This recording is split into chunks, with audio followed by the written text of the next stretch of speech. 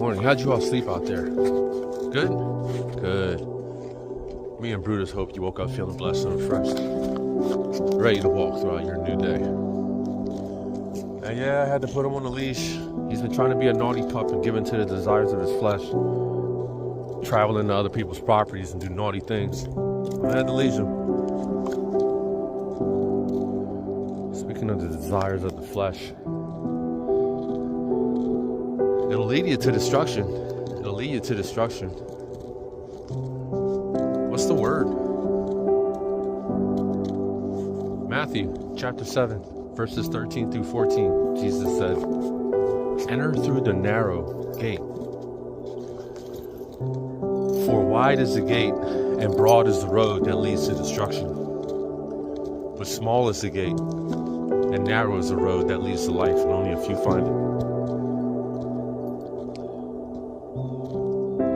And from personal experience, the reason why I feel like a few only find it is because we're too busy being distracted by the world. I'm going to share with you this little piece of my story. I was distracted by the you'll see friends in my life. My you'll see friends. You know, they'd pick me up and I'd be like, "Where are we going?" They'd be like, "You'll see." And then next thing you know, we're sitting in the strip club getting drunk. You know, just throwing away money. Just distracted. But did I think I was on the road to destruction? No. I thought I was just chilling. I thought I was just hanging out. You know, I'm just bonding with buds. You know, doing what men do. But I was distracted. Because later on down the road, on that road to destruction, I ended up dating one. And it wasn't beneficial to either one of us.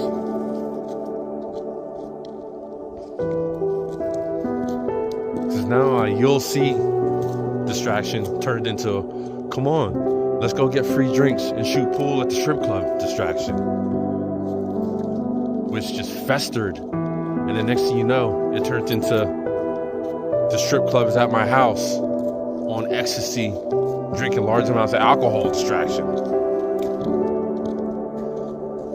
was a road to destruction. And it brought me no good. It didn't benefit my life not one bit. It brought me hurt, pain, despair, and anguish. And you know, years later, dozens of failed relationships, thousands of hurtful text messages that stuck with me and probably spoke to my character at that time, the date. You know, in a drunken stupor, in my despair and loneliness, I seek questions. Well, I seek the answers. You know, I ask God, why do I fail at every relationship I enter into? Why does it feel like everything that I touch slowly rots and bears no fruit? And He answered me. This is what He did for me. This is what He did for me. He didn't answer me in a way that I thought He would answer me, that I expected. It wasn't the answer that I expected, but He definitely answered me. And I didn't know at the time. I knew that I was a hurt person hurting other people. Have a good day. I knew why and what I did to generate the responses and reactions that I got. But I didn't fully understand till now what it was I was missing in me that made me like that. And I was missing, what I was missing was the love of Jesus. That's what I was missing in my life. Here's what God did for me. When I was in my drunken stupor, how He answered my prayer. He took me off that road to destruction and placed me on the narrow road of life. But when He placed me on that narrow road of life, He dropped me off right in the middle of a storm that made me look inward and made me acknowledge the love around me. It made me rely on His love and the love of the people he surrounded me with, and the compassion and love that they reflect off of him. That's what he did for me. And it was in the middle of this storm where he transformed me and fertilized seeds of empathy, compassion, and love in me. I was no longer a hurt person hurting other people. Now, I was a loved person wanting to love other people. And when I left my storm, I had a deeper understanding of how to help hurt people heal.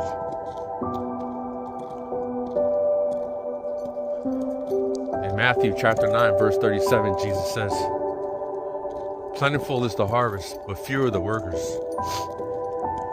Yeah.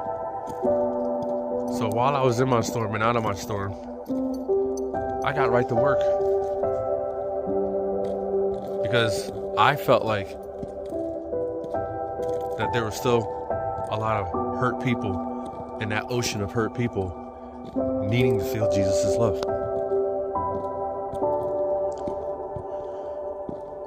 I wasn't sure what the details of the job were, but I had an understanding of this. I had an understanding that there's an ocean of hurt people out there who can't hear other people that aren't hurting, but they can hear me. I understood that.